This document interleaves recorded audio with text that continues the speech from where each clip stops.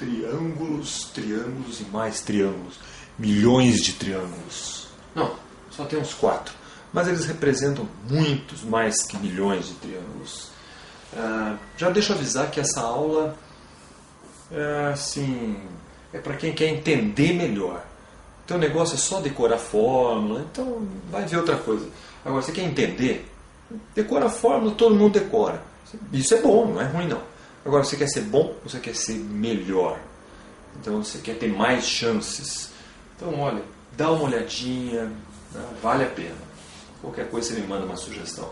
Nós temos aqui alguns tipos básicos de triângulos, desde esse feioso aqui. Feioso nada, eu acho bonito. É um triângulo escaleno, todos os lados e todos os ângulos são diferentes. Triângulo meio maluquinho, mas vale a pena dar uma olhada nele. Nós vamos tratar aqui principalmente da altura do triângulo equilátero. É muito importante no ensino médio, nos concursos, no vestibular, e um pouquinho de área de triângulo também, mas principalmente da altura. Então esse que é o objetivo maior. Mas é bom entender os triângulos, saber bem. Você sabe o que é a altura de triângulo? Vamos lá. Você sabe, por exemplo, que todo triângulo tem 3 alturas? Vem comigo. Esse é um triângulo escaleno. Esse triângulo tem 2 lados iguaizinhos.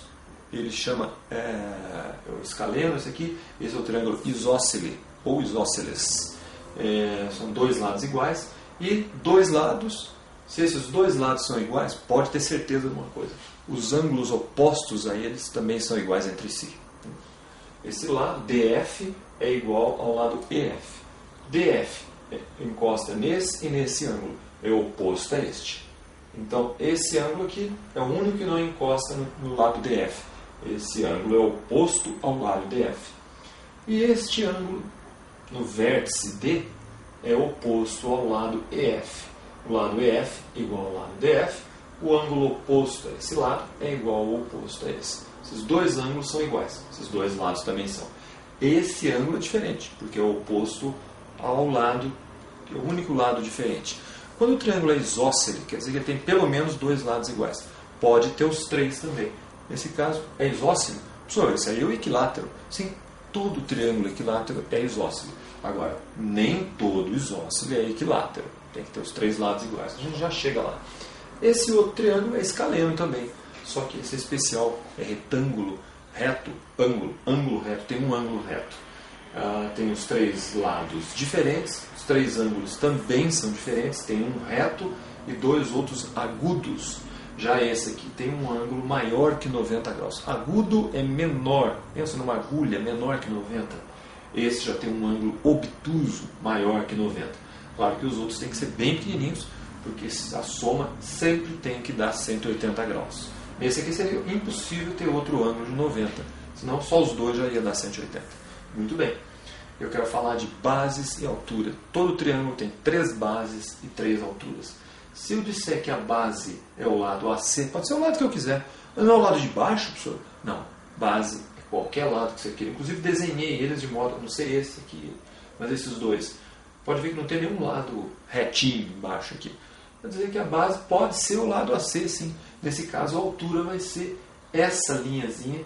O importante é que ela esteja a 90 graus com a base que eu quero. Por isso que eu digo, é a altura relativa ao lado AC. Pode ter uma altura relativa ao lado CB? Pode. Só que dá um trabalhinho extra. Você tem que... Como? A altura tem que ser uma reta 90 graus com esse lado. Só que tem que ir no ponto mais alto do triângulo. Aqui não é. Aqui também não. Como? O ponto mais alto seria aqui. A altura pode ser tortinha assim? Não. Tem que ter 90 graus com este lado. Assim como essa altura tem 90 graus com o lado AC. Então, se a base for o CB, como é que eu vou saber a altura? Você pega uma régua. Eu vou fazer a mão livre, mas o certo é usar uma régua, encompridar esse lado aqui, fazer uma continuação desse lado, e aqui eu vou traçar a altura, preferência com régua, com esquadro, transferidor. A altura tem que ser 90 graus com o prolongamento do lado CB. CB vai do ponto C ao ponto B, é um segmento de reta. Na matemática, todas as retas são infinitas. Quando a gente usa um pedacinho, a gente fala um segmento. Claro que pode falar que é uma reta, mas na verdade saiba disso. Reta é infinita. Eu estou usando o segmento CB, ele acaba aqui, então eu prolonguei o CB até chegar embaixo do ponto mais alto. E aí sim eu pude traçar a altura. Se você tiver um problema de área, você vai precisar da base e da altura. Claro que o problema vai dizer direitinho quem que você pode usar como base e quem usar como altura. Ou então você pega uma régua, um transferidor e vai descobrir por si próprio.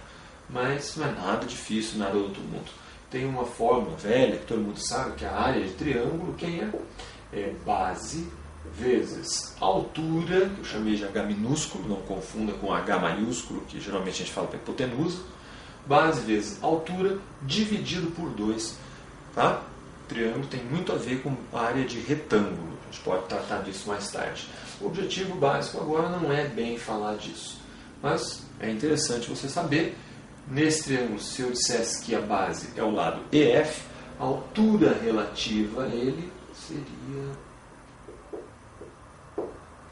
90 graus com EF, fosse no ponto mais alto. E se fosse o DF a base? Aqui a altura relativa ao DF. O importante é que o ângulo tenha 90 graus aqui. Por isso você nunca vai fazer a mão livre, como eu estou fazendo. E se a base for o DE? Aí a altura, tranquilamente, 90 graus com a base, 90 graus, vai até o ponto mais alto, que é o lado oposto, é o vértice oposto ao lado que eu considero como base. A base é esse, o vértice oposto é esse. A base é esse. Quem é o vértice oposto? Esse vértice não, nem esse. É o vértice que não toca no lado que eu disse que é a base. Ok? Mas isso não é a maior das preocupações. Eu quero tratar aqui de triângulo equilátero, equivalente, látero, lados, 3 lados iguais, 3 ângulos iguais, sempre, 3 ângulos de 60 graus, 180 dividido por 3. Então é até bom saber que é 60 graus. Deixa quieto aqui. O triângulo equilátero tem uma particularidade, uma propriedade. Quando ele tem, aqui está uma das suas alturas, ele tem 3 alturas, assim como todos os outros triângulos. Só que como os 3 lados são iguais, as 3 alturas também são iguais. Então, quando eu trato de uma delas, já estou tratando automaticamente das 3. E nós vamos deduzir uma fórmula da altura, que eu vou chamar de H minúsculo, em função do lado, ou seja, altura dependendo do valor do lado. É uma fórmula. Então não interessa o tamanho do lado. Se ele é equilátero, os 3 lados têm o mesmo tamanho, que eu vou substituir pela letra L. Pode ser 1 milhão de quilômetros, pode ser alguns microns, milésimo de milímetro, não tem problema não. O importante é que eu vou chamar de lado e vou chamar a altura de H. E a gente vai ter uma fórmula que é muito importante você saber, até memorizar. E deduzir é legal também. Aqui, veja, quando eu tracei a altura, ela tem 90 graus com a base, e como o triângulo ele tem todos os lados iguais, o que acontece? Nesse ponto, eu estou exatamente no meio do lado KJ. Diferente do que acontece aqui. Eu não estou no meio do lado AC. A altura deu aqui num ponto qualquer. Como ele é escaleno, todos são diferentes, eu não posso afirmar nada. Retângulo, bem se vê, né? Se eu quiser a altura relativa a esse lado, ela estaria aqui assim, 90 graus. Naturalmente, não dividiria esse lado no meio, mas no triângulo equilátero divide. Nesse caso também, do triângulo isósceles, essa altura em particular divide sim esse lado em 2 partes iguais, porque ele é isósceles.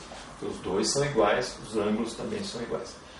E essa altura tem outra coisa gostosa, ela é bissetriz desse ângulo. Ela divide o ângulo em 2 partes iguais. Essa altura não é bissetriz. Tá? A altura aqui, nem sempre que você traça uma reta é bissetriz. Tem gente que acha que sempre que divide em 2 partes iguais. Não.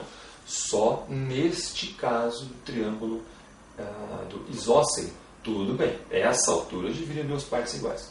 Mas essa aqui não dividiu 90 graus, até num desenho tosco que nem o meu, dá para perceber que não dividiu em 2 partes iguais esses 90 graus. Mas aqui dividiu sim. Eu tenho uma parte, metade do ângulo para cá, metade para cá. O ângulo vale 60 graus. Então, já que vale 60 graus, eu tenho 30 para um lado 60 para o outro. Mas não vamos precisar disso agora, é bom saber. Bom, eu vou pegar esse triângulozinho aqui e desenhar ele, ainda que a mão livre, meio tosco, mas é ele. Esse lado vale L, esse de pé aqui, 90 graus, é o H, altura. E esse cara aqui, ora, eu não disse que é metade do lado? Se o lado vale L, quanto que é metade? L dividido por 2, que a gente representa por uma fraçãozinha. Por isso que inventaram as frações. Muito bem. Vamos deduzir essa fórmula do H. É assim a coisa. Bom, vou usar, se é triângulo retângulo, vou usar teorema de Pitágoras. Que fácil. Antes de mais nada, é bom você identificar os lados. O H é cateto, é hipotenusa. Ele encosta no ângulo reto, então é cateto. O L sobre 2 também. Quem é hipotenusa é o lado do triângulo. Então, como é que é Pitágoras mesmo? Cateto ao quadrado mais cateto ao quadrado igual lado ao quadrado. Cateto ao quadrado, H ao quadrado, mais outro cateto ao quadrado, L sobre 2 ao quadrado. Ok? Precisa de parênteses? Claro que precisa, senão só o de cima fica ao quadrado. Vamos lá? Parênteses. Agora, a fração inteira está ao quadrado. Afinal, esse lado é representado por uma fração. Ele vai ao quadrado inteirinho. Muito bem. Igual hipotenusa ao quadrado, L ao quadrado. Muito bem. Mais uma vez eu digo para não confundir esse H com H de hipotenusa. É H de altura do triângulo. Ok. Altura do triângulo. Vamos fazer uma coisinha aqui para economizar espaço e tempo. A altura do triângulo, eu vou tirar essa fração daqui. É igual L ao quadrado. Por enquanto só copiei. Como é que fica esse cara? Eu vou fazer duas coisas, hein? Presta atenção. Eu vou passar ele para o outro lado. Na verdade, era mais, eu vou fazer menos esse parênteses aqui, menos L sobre 2 ao quadrado. Quando eu fiz isso, sumiu daqui, só que eu tenho que balancear, tenho que fazer do outro lado. Menos L sobre 2 ao quadrado. Então, como muita gente diz, passou para o outro lado com o sinal trocado. Tá? Ok, pode falar também. Ao mesmo tempo, vou tirar o parênteses, vou eliminar isso, fazendo o numerador ao quadrado, denominador ao quadrado. É assim que faz quadrado de fração. L ao quadrado dividido por 2 ao quadrado dividido por 4. O L, como não tem valor definido, deixa como letra. Por isso que existe a álgebra, para facilitar você. Se fosse um valor aqui, a gente teria que pensar quanto que dá isso ao quadrado. Deixa assim. Muito bem. Eu quero chegar na fórmula. H. Sim. Tem uma fração. Como é que eu me livro disso? Tem jeito, tem gente que prefere colocar um aqui embaixo, fazer mínimo múltiplo comum. Eu vou ensinar um jeito muito parecido, igualzinho, e que é mais rápido e mais eficiente nesse caso. Tem o número 4 aqui, eu quero eliminá-lo. Que tal multiplicar essa fração por 4? 4 vezes o numerador dividido por 4, elimina. Realmente eu posso cortar com o 4 aqui de baixo. Bom, acontece que se eu multiplicar essa fração por 4, tenho que multiplicar todo mundo por 4. E nada mais fácil. Quanto que é 4 vezes h ao quadrado? 4h ao quadrado. Igual. Quanto que é 4 vezes l ao quadrado? 4l ao quadrado. Menos. Quanto que é 4 vezes l ao quadrado sobre 4? O 4 vezes l ao quadrado dividido por 4 pode cancelar. De modo que fica, olha que bonitinho, l ao quadrado, acabou a fração. Se você fizer o método mínimo múltiplo comum ou qualquer coisa correlata, você vai chegar no mesmo ponto. É a mesma coisa, mas é importante você saber agilizar. Ok? Posso postar mais vídeos só com frações, aguarde, logo vai ter. Para a gente aprender melhor essa parte, fazer com mais velocidade e agilidade. E entender melhor também. Muito bem. 4h ao quadrado, não, vou até dispensar esse 4 aqui. Eu já quero chegar logo na minha fórmula e eu não tenho muito espaço. H ao quadrado igual 4l ao quadrado menos 1l ao quadrado são termos semelhantes, têm a mesma parte literal, l ao quadrado. 4 menos 1, 3l ao quadrado. E o 4 estava aqui, professor? Eu queria me livrar dele. Eu dividi por 4, contrário do que eu fiz aqui. Dividi por 4, 4 dividido por 4 ficou 1, positivo. Mas se eu dividir aqui por 4, tem que dividir o outro lado também. Ok? Tem gente que fala, estava multiplicando, passou dividindo. Não é matematicamente correto, mas funciona, tudo bem. É aquilo que eu falei. Dá certo também. Mas é importante entender, não apenas decorar, entenda. Dividimos os dois lados por 4. Aqui eu fiz ao mesmo tempo, 4 menos 1 deu 3. Bom, e agora? H ao quadrado, eu não quero H ao quadrado, eu quero H sem quadrado. O que eu vou fazer aqui? H igual, contrário do quadrado, eu posso fazer a raiz quadrada, para me livrar desse, raiz quadrada dos dois lados. Legal, como se fosse uma balança. O que eu faço de um lado, faço do outro. Raiz quadrada aqui, raiz aqui. Raiz quadrada de H ao quadrado é H. Raiz quadrada de 3n ao quadrado sobre 4. Bom, o 3 não tem raiz exata. Então você deixa ele dentro da raiz, não precisa se preocupar com o valor. Pode ficar tranquilo. L ao quadrado tem raiz exata. Raiz quadrada de L ao quadrado é L. Então põe ele fora. O 4 tem raiz exata. É 2. Muito bem. E o 3 como é que é mesmo? Não tem raiz exata? Deixa dentro da raiz. Então quer dizer que a fórmula será bem coloridinho. A fórmula vermelho é mais bacana. A fórmula é esta aqui. Ó. H igual, temos lá que a fórmula será H igual L raiz de 3 sobre 2. Está visível no vídeo? Vamos lá, mais uma vez. Vou pegar a fórmula daqui. H igual L raiz de 3 sobre 2. Então, recapitulando, então o 3 não tem raiz exata, fica aqui dentro da raiz. L ao quadrado, fica L elevado à primeira. 4, raiz quadrada de 4 é 2. Lembrando sempre que raiz quadrada de uma fração é a raiz do numerador e raiz do denominador. Então, multiplicando esses números, é a raiz de cada um deles multiplicada. Tanto é que aqui a gente multiplica. Quando a gente fala L raiz de 3, L vezes raiz de 3 sobre 2. Ou seja, sempre que você tiver um triângulo equilátero, você tem o valor do lado, quer saber o valor da altura? Multiplica o lado por raiz de 3, divide por 2. Na maioria dos exercícios, você não vai precisar saber o que é a raiz de 3, porque muitas vezes você vai deixar a resposta em função disso, ou vai usar a altura sim, não se preocupe. Importante, essa fórmula aqui merece ser memorizada, você vai usar bastante aí para frente, e muito importante saber deduzi-la, chegar até ela, porque, como eu digo mais uma vez, memorizar é bom, é fundamental até para você ter rapidez, mas saber chegar é muito bom, até porque você faz um exercício aí de álgebra, uma coisa assim, que ajuda bastante. Estude bastante, mande suas dúvidas e aguarde novos vídeos. Logo vou postar alguma coisa que tenha a ver com isso. Obrigado, até o próximo.